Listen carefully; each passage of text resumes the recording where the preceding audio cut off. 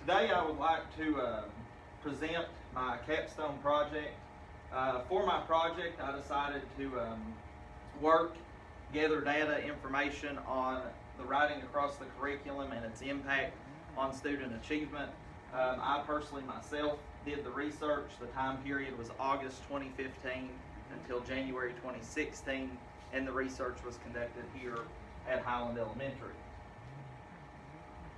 In the introduction, Highland is located in Johnson County, Kentucky. It is one of 6 elementary schools within our district. It is the largest elementary school also within our district, with approximately 470 students in grades kindergarten through 6th grade. Highland, we pride ourselves on 3 key words daily. Those are pride, respect, and courage. Pride in our work, respect for each other, and courage to do the right thing no matter what.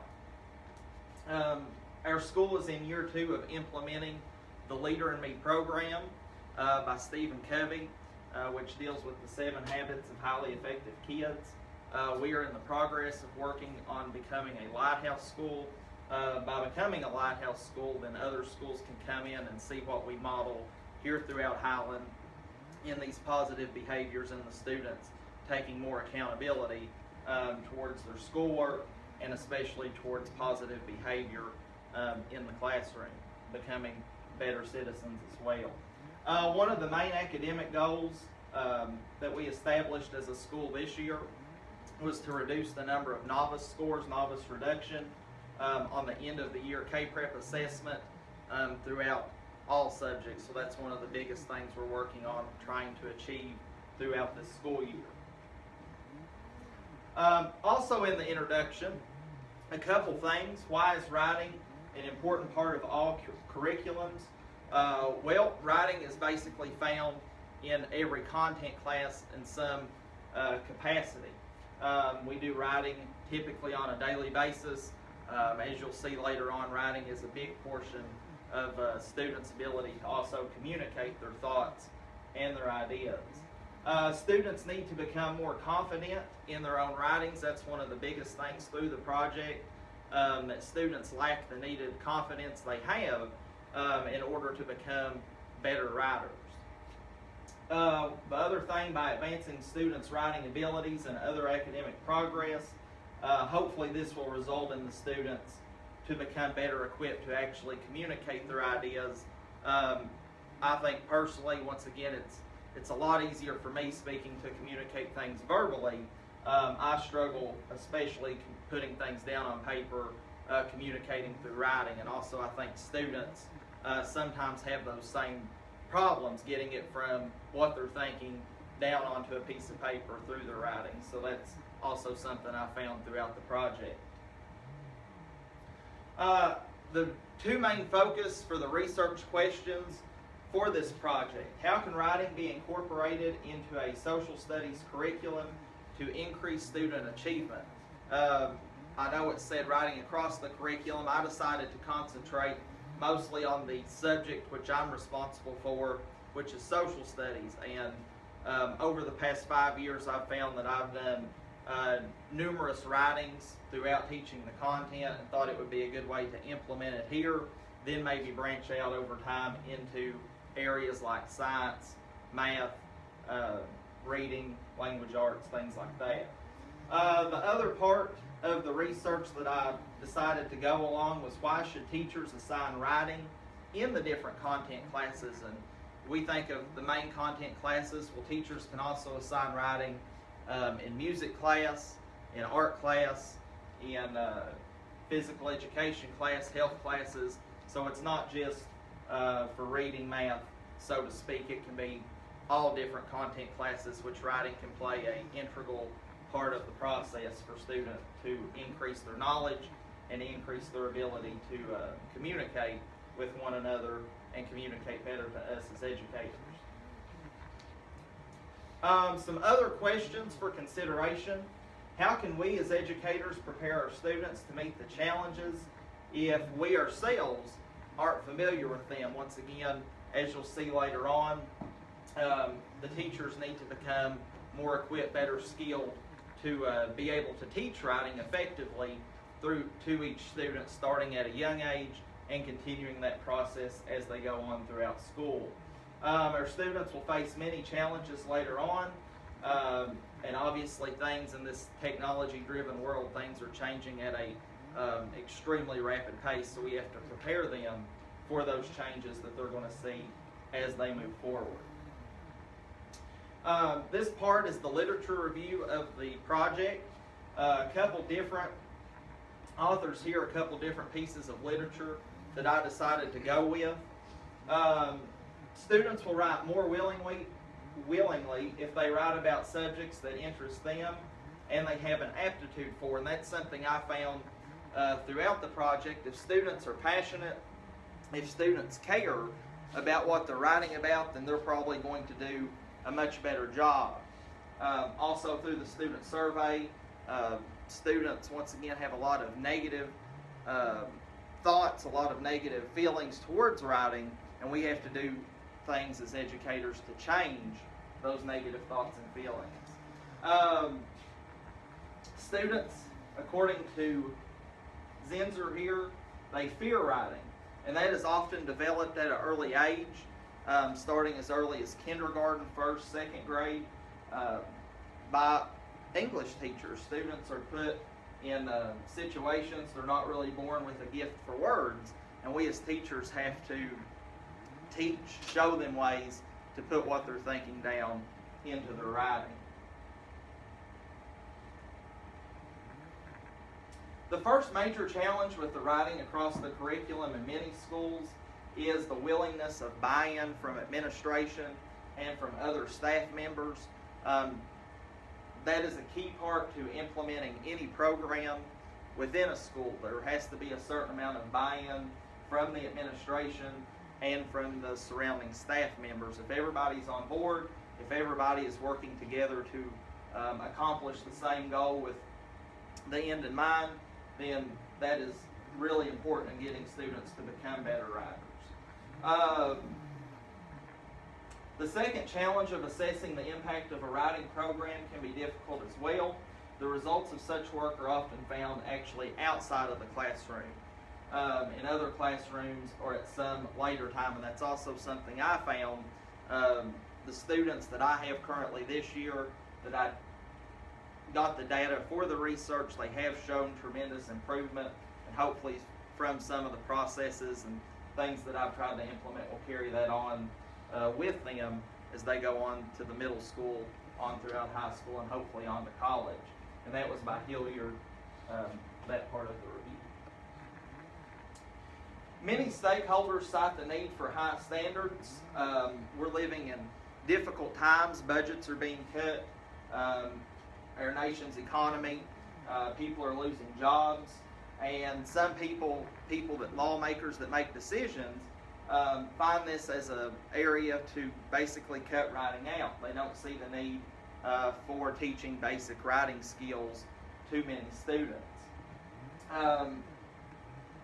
Writing across the curriculum program can benefit students through all levels of academics, and this was Faulkner 2013.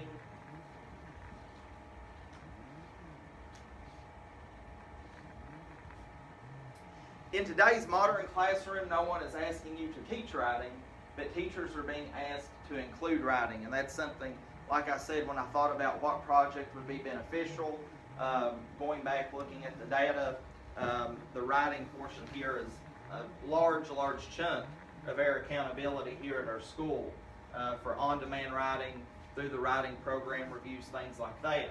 So really, all teachers in some capacity are teaching writing, even if they're teaching a different subject. Like I said, math, science, or myself with social studies, we teach writing in a sense without truly even knowing that we're doing so.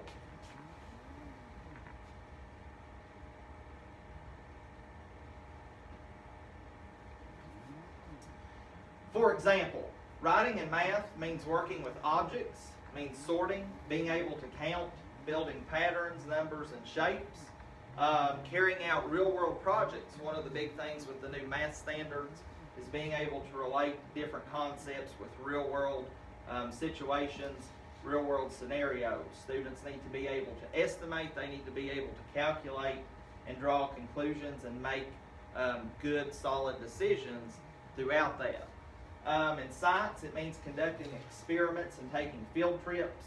For social studies, students can conduct surveys, prepare reports, role-play famous events, conflicts, and political debates. And once again, relating to what I'm familiar with, students really get involved whenever we do skits, role-play examples within class. Just recently, we celebrated Martin Luther King Jr. Day. We did a skit of the event in which Rosa Parks refused to give up her seat on the bus, and the students got really involved in that. Conflicts, we're getting ready to talk about the American Revolution in class. Students are very interested in the numerous wars. They're always asking questions. Are we going to talk about World War I? Are we going to talk about World War II? So that's something that really draws their attention. They're passionate.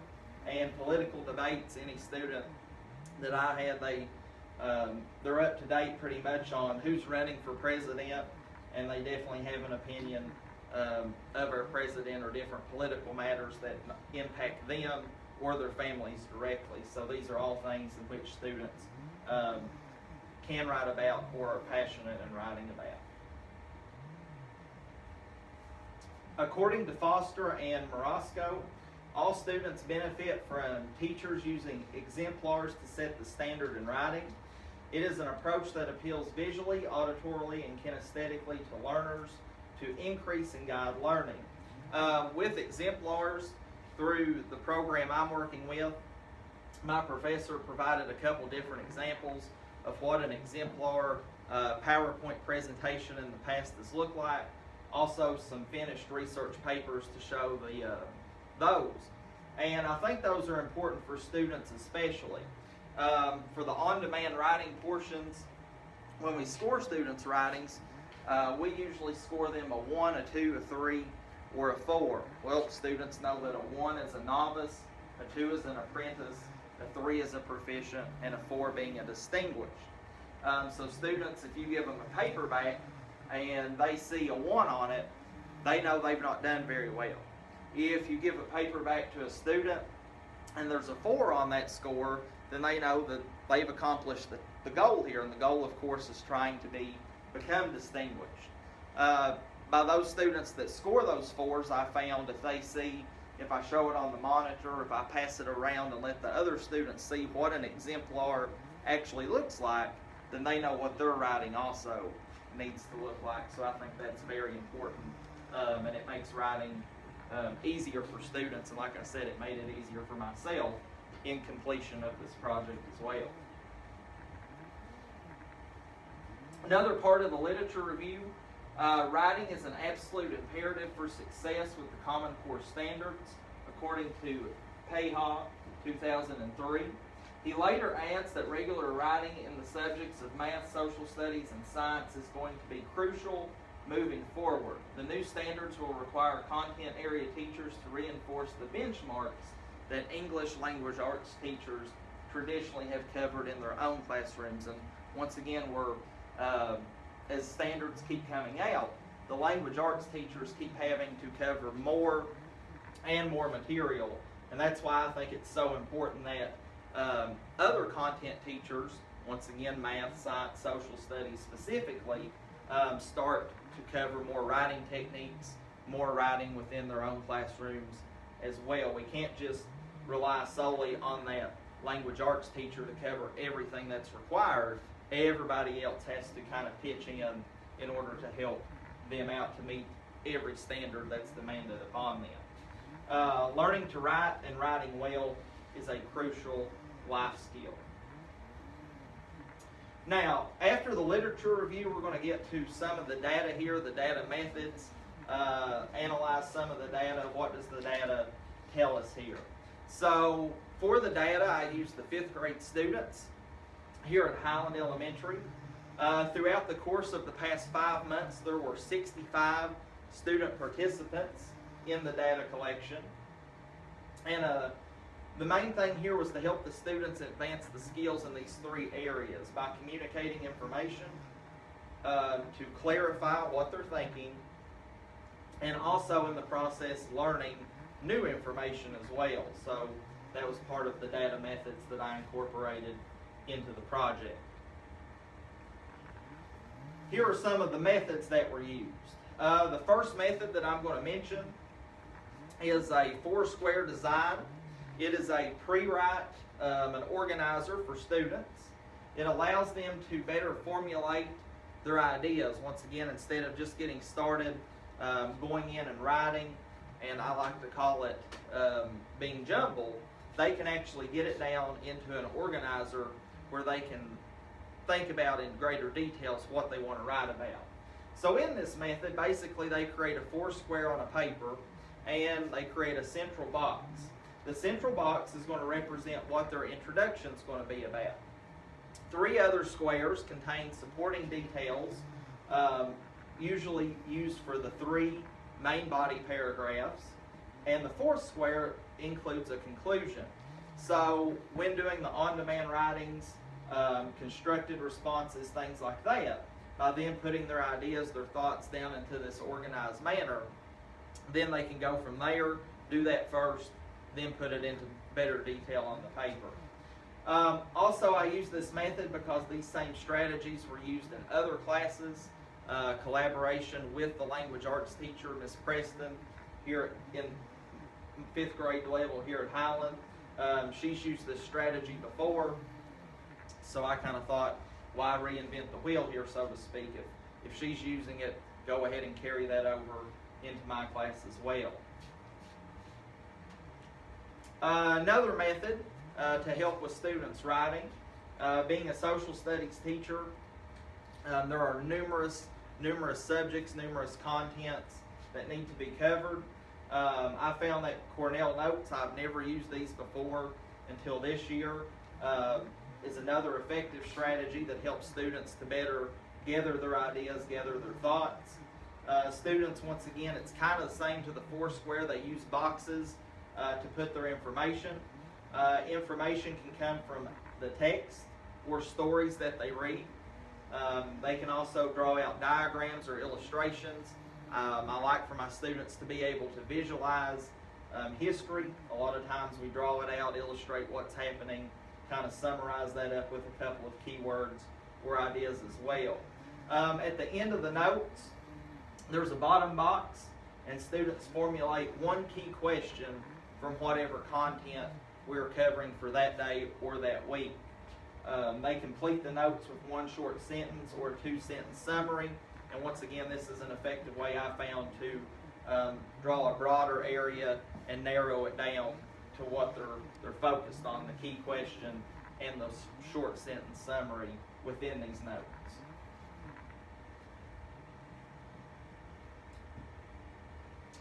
Another method that I've used before, also continue to incorporate, are student notebooks.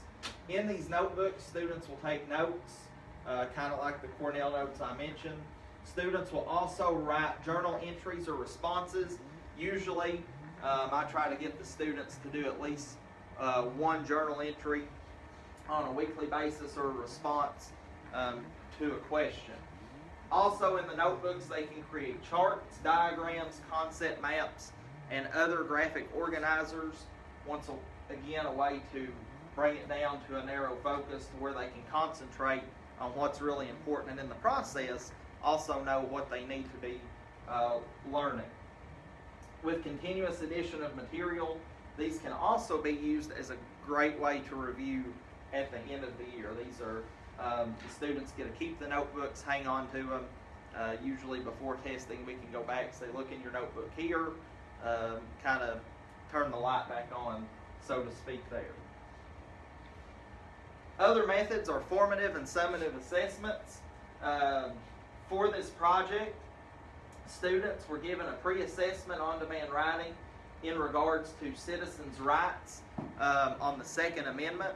The Second Amendment is a highly debated, hot topic throughout many areas in our country today. Students coming into my class, some of them may have had more knowledge on what the Second Amendment was about, others may not have had as much knowledge as them. So once again, as we go throughout the year, they're obviously going to learn more on why this is such a highly debated topic as well. So they're going to gain that content knowledge. Throughout the past 5 months, formative assessments include a research paper on a famous explorer that the students had to talk about. What was their impact? How did that explorer, what did they discover? How did they change things as we know it? Once again, journal writings, informative writings, exit slips, notebook checks, as I mentioned, just discussions with students, and individual and group responses. The post-assessment, the other summative assessment, was a 30-minute on-demand writing, similar to the one I gave back in the first part of September, end of August. And this one dealt with the events in regards to the French and Indian War, what happened before, during, and after that war. How did it have an impact moving forward? So same time frame, different content for the summative assessments there. The data sources were the Kentucky School Report Card, student work samples, various notebook checks so far throughout the year. Rubrics and scoring guides were used to score various student writings. That's what was used on the pre and post assessments, term grades, and student survey results. So here's part of the student survey that I gave the students. Couple of questions, narrowed it down here. Said, I like writing at school. It's fun to write things at home. I like to share my writing with others. I think that I'm a good writer, and I like to write at home. So it was students' overall feelings on how they feel about the actual writing process. And here are some of the responses. And sadly, the responses were not very positive. The majority of the responses to the questions on the survey was not at all or a little. So if I go back for just a minute, I like writing at school. Well, not at all, very little. And I think this goes back. Students develop, they have to enjoy what they're writing about. They have to have fun in the process. And if they start out and they don't enjoy writing, then that makes it a greater challenge moving forward throughout each grade level. So what does this tell us? As I mentioned, students have those negative feelings or perceptions about writing. We as educators have to find a way to change those feelings, change those perceptions. Students lack confidence. Some students say, well, I'm not a good writer. I can't write what you're asking me to do. Once again, we've got to build up their confidence level for them to be able to become effective writers. If they don't have confidence in their abilities, then they're not going to be able to be the best that they can be. Students do not enjoy the task of writing. Once again, we have to make it, instead of something that's seen as dull and boring, we have to make it exciting, passionate, and the best way to do that is for them to develop a care and a love towards writing. Students do not realize the importance of writing in what they do every day, both in and out of school. Here's a couple other parts of the data analysis. Here are the on-demand writing scores for 5th grade. I went back over the past 3 years, starting back in 2012, 2013, going 2013, 2014, and last year's most recent data. Not going to crunch the numbers a whole lot, but the biggest thing here for the on-demand writing scores, if you look at the red and the blues, well, the reds are our distinguished scores and the blues are our novice scores. And in the past 3 years, the distinguished and the novice scores are pretty much the same. 2 years ago, the novice scores greatly outnumbered the number of distinguished. This is a huge issue, a problem, and this was one of the main reasons why I decided to pick this project for my research. Hopefully through some of these strategies, some of these additional implementations, this year, years moving forward, we can see the red line increase and the blue line decrease. We want the distinguished to grow and the novice to be reduced. And once again, novice reduction is one of the biggest things we're looking at trying to do throughout this school year. Also decided to use the data for the last 3 years for social studies as well, the content that I'm responsible for. One of the biggest things over the past 3 years, concentrating on the blue, the novice scores have been reduced throughout the past 3 years. Hopefully that continues this year as well. One of my biggest areas that I would like to see improvement is to increase the apprentice scores up to the proficient or distinguished level. So hopefully, once again, through becoming better writers, achievement on the social studies test as well, growth will occur in the proficient and distinguished test scores as a result. The pre-assessment for this year, like I said, was on the Second Amendment of citizens here in the United States. And as I mentioned earlier, we typically give students a score of a 1, 2, 3, or 4. At the end, I'll go back up and actually have these percentages.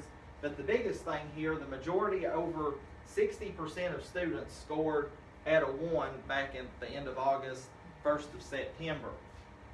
Once again, that may be due to a number of factors. They may not be familiar with the content. They're coming in lacking some writing skills, grammatical errors, sentence structure, formulating those ideas into their writing.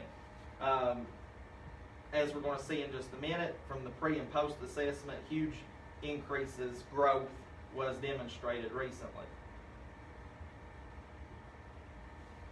The post assessment was just given 2 weeks ago, and on here we have the number of novice scores, still more than what I would have liked, but it went down tremendously from what it was at the beginning. Like I said, I'll have the percentages up here towards the end of the presentation to better illustrate the tremendous growth here from pre-assessment to post-assessment. By the end, we had about, I think it was 59 or 60% scoring at a level 4.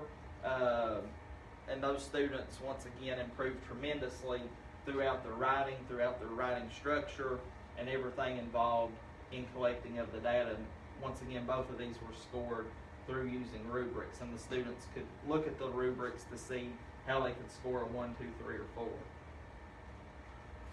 The results show that throughout the project, students did make progress to communicate through better writing. This is important for the current year, especially when the K-Prep assessment is given to this current group of 5th grade students. The data suggests that when the students are given multiple opportunities to work on different forms of writing, they are learning new strategies and writing formats to improve communication skills. And once again, that is highly, highly important for many students. Some of the next steps in the process here, spend more time devoted to writing in each individual content class. Obviously, as I mentioned earlier, as teachers, we're doing some form of writing basically daily. We just need to continue to do that and try to devote more time towards students learning basic writing skills. Once again, I think that gets lost in all the stuff we're responsible for on a day-to-day basis. Allow the students numerous opportunities to demonstrate what they are learning during class. Once again, they can do that through verbal communication or through written communication. I feel through the written communication, through the writing process, it allows the teacher to give circle, highlight, mark, add suggestions, give good feedback to the students, and it can clearly allow me as the educator to see what the students, if they got it that day, or if they were missing the mark on that given day through whatever their written responses are. Continue to teach the writing process throughout each grade level, and communicate the importance of establishing a writing program throughout each grade level. And like I said, here at Highland, we pretty much do that for the most part through our program reviews, the writing program reviews, things like that. Just kind of sharpen those skills, continue to carry those on, communicate on a vertical level throughout each grade level with those things. Also, some next steps. Establish clear goals for the students. As educators, if we have clear goals, if we establish high expectations for our students, I think they're going to become more successful. If we believe in them, then I think they're going to be able to develop the ability to believe in themselves. We've got to make writing fun. They have to enjoy it. They can't think of it as boring. They can't think of it as dull. They can't think of it as a struggling task. They have to have fun with it. They have to be passionate and care about what they're writing. Also, more training and resources available to teachers to have in order to teach students to become better writers. As I mentioned earlier, also part of the reason I chose this project is I don't consider myself to be an excellent writer. I struggle with it.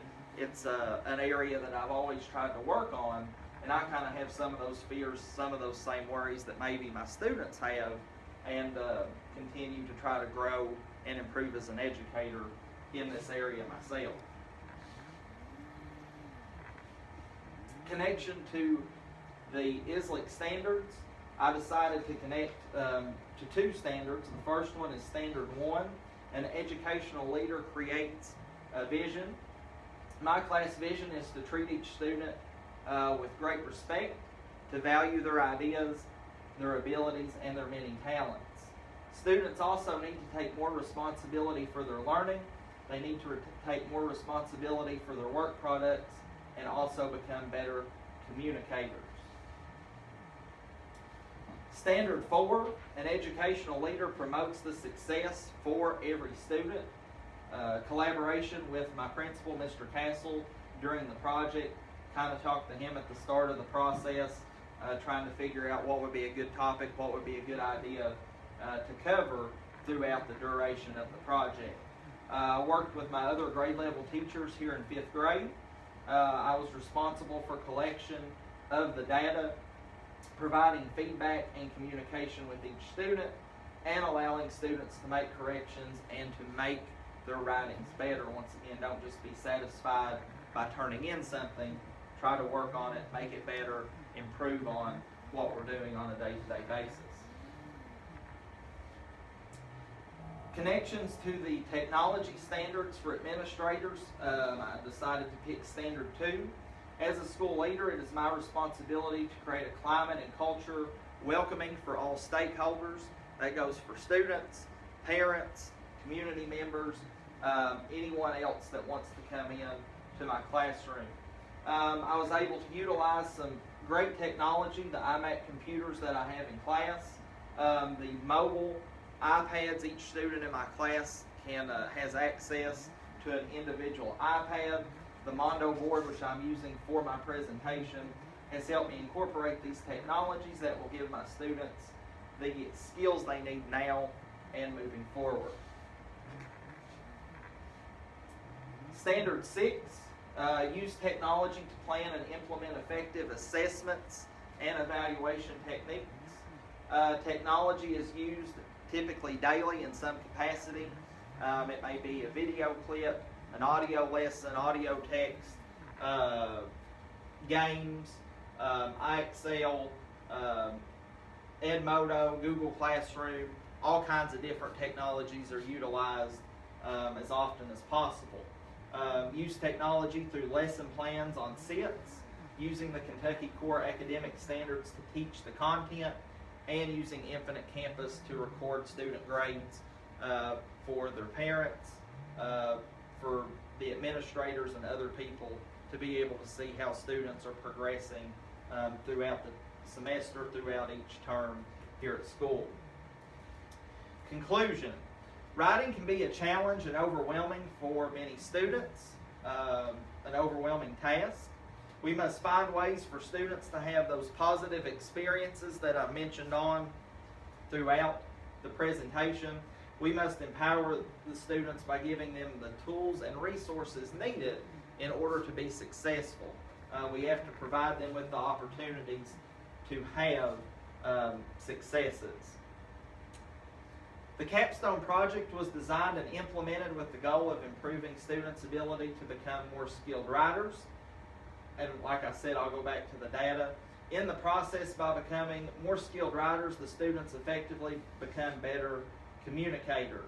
The purpose of the project is to show growth in the area of social studies and on-demand writing on the 2015-2016 K-Prep assessment with the current group of 5th grade students. And let me go back just for a moment,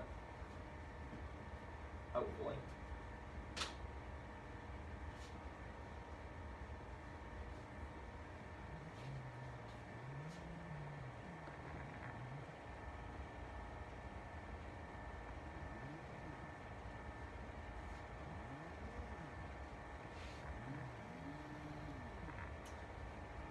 From the pre-assessment that I mentioned on earlier, a percentage, 69% of students scored a 1, 18% scored a 2, 11% scored a 3, and only 2% scored a 4 at the beginning. So the next chart will show the tremendous improvement from beginning to end. On the post-assessment, the actual numbers, 14% scored a 1 in the blue, 12% scored a 2, an apprentice in the green, 14% a proficient in the yellow, and amazingly 60% improved to a score of 4 on the post-assessment. So throughout, like I said, the past 5 months, tremendous growth has occurred for the students throughout my grade level. Hopefully this growth will also be indicated, as I mentioned, on the end of the year K-Prep score. Once again, this is an ongoing process. Just because I'm presenting this project today doesn't mean that this process is going to stop. I plan on continuing it throughout the rest of the school year, gathering next year's data on these 2 areas and see how I can improve, how I can continue to work and make students better writers and better communicators now, and also once again moving forward throughout their academic career, and hopefully they can develop that love of writing and the passion for writing that is so important to them.